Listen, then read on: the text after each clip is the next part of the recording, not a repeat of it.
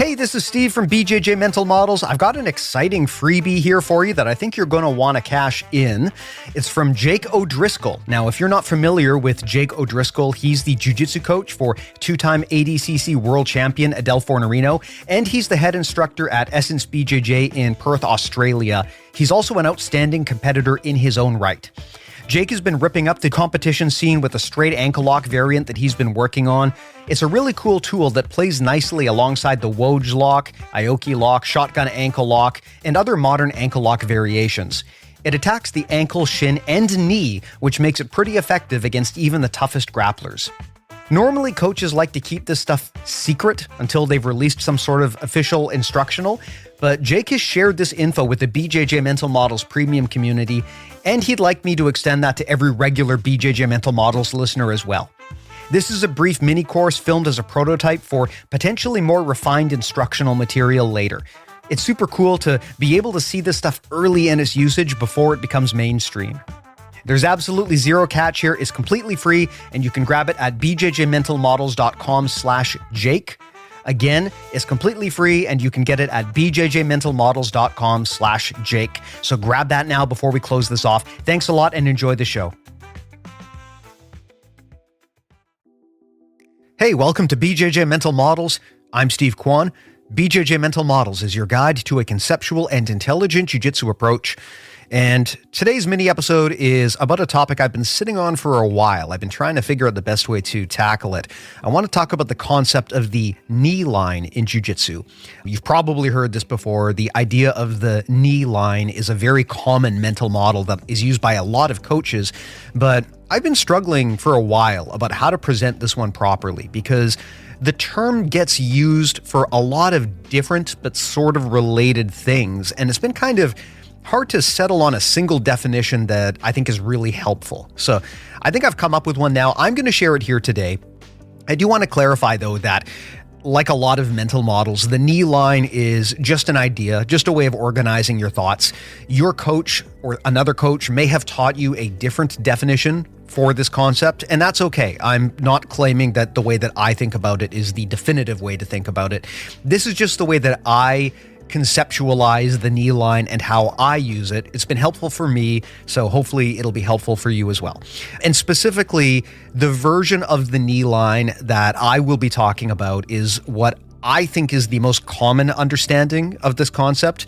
There are other competing understandings of the term, which is part of what makes it difficult to get your head around this. So, for example, Eddie Cummings has a concept of a knee line that he uses to determine which direction you should turn your knee to slip out of a leg lock.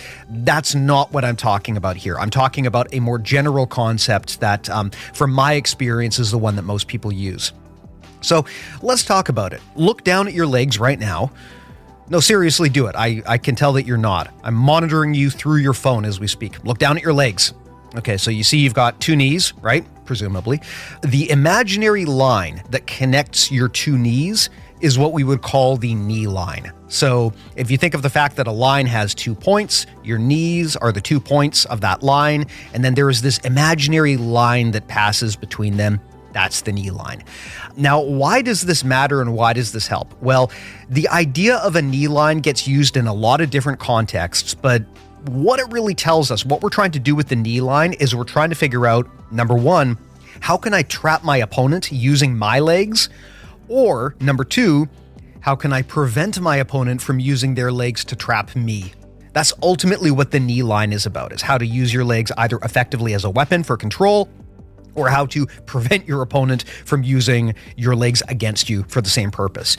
So the knee line comes up in a few different contexts, probably most notably leg entanglements and guard passing. I'm going to run through how all of this works and how I think about it and tie it together into sort of a single theory.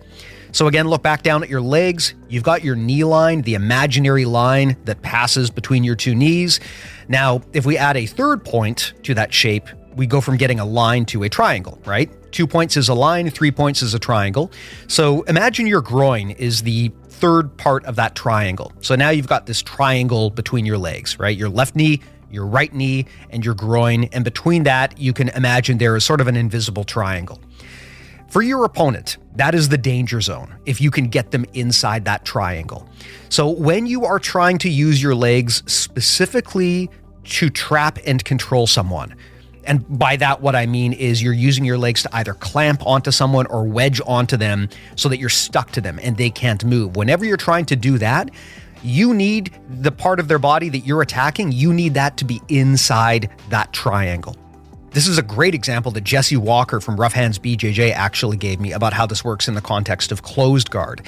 If you are inside my closed guard, the thing that makes closed guard work is you need to be inside that triangle between my legs. So my groin, my right knee, my left knee, your torso needs to be inside that. If you are able to back out or posture up or free yourself enough to the point where your torso is no longer inside that triangle, it's not closed guard anymore. Now it's an open guard, and I need to switch strategies because I can't clamp onto you like I would want to do from closed guard. A clamp isn't going to work unless I can keep you inside that triangle. I will need to start looking at switching to something like a butterfly guard or using hooks instead, because you're not inside that zone where I can lock onto you and latch you down. Similarly, if I am trying to pass your guard, so for many guard passes, if I want to complete the pass, I need to prevent my knee from getting caught inside that triangle that you've made. If my knee is inside the groin, right knee, left knee triangle between your legs, I'm stuck. And when I start to really pass your guard is when I can get my knee free. People will sometimes call that clearing the knee line, but really I like to think of this triangle concept instead. It's a bit easier for me personally to visualize. So if I am, say, in your half guard and you have my knee inside that leg triangle of yours, I am stuck there until I can get my knee free. This also comes up a lot in the context of leg locks, and I'll explain why this matters in a second here. But first, let's talk about the mechanics of the leg and how it works. You may have heard me on BJJ Mental Models talk about what I call the 3-joint rule, the idea that our arms and legs are connected and articulated with 3 major joints. So in the case of your arms, you've got your shoulder, your elbow, your wrist. In the case of your legs, you've got your hip, your knee, and your ankle. The more of those joints that you can lock down and control, the more control you have over your opponent. If I only grab you by, say, your ankle, that's not a ton of control. It's more just a grip, but you still have pretty good motion. It's once I get to the second joint and I start controlling your ankle and your knee, that now you really have problems. And when I can get to the third joint and I can control your hip as well as your ankle and knee, that's when we're in submission territory. This is when I can actually start going for a finish with high confidence. Imagine what it would be like to try to grapple if you didn't have that middle joint in your leg, your knee in this case. If your leg was basically just a stick, a straight line, and it's connected from your hip and your ankle, but you have no knee that can bend. Your leg is basically just like a stick. In that case, trying to control someone with your legs would be kind of like trying to control them with a pair of chopsticks, because you can't bend your legs, you can't wrap them around someone. And if you've ever eaten with chopsticks, you know how challenging that can be. It's hard to just use 2 sticks to get a good grip on something. And unlike in the case of eating dim sum, in jiu-jitsu, your target is actively trying to get out of bad positions. So that makes it even harder to use this kind of chopstick approach where you're using these 2 sticks. That's why the knee is so important. It's the place where we can bend our legs. That's how we can wrap around someone and clamp onto them. That's what makes our legs effective weapons.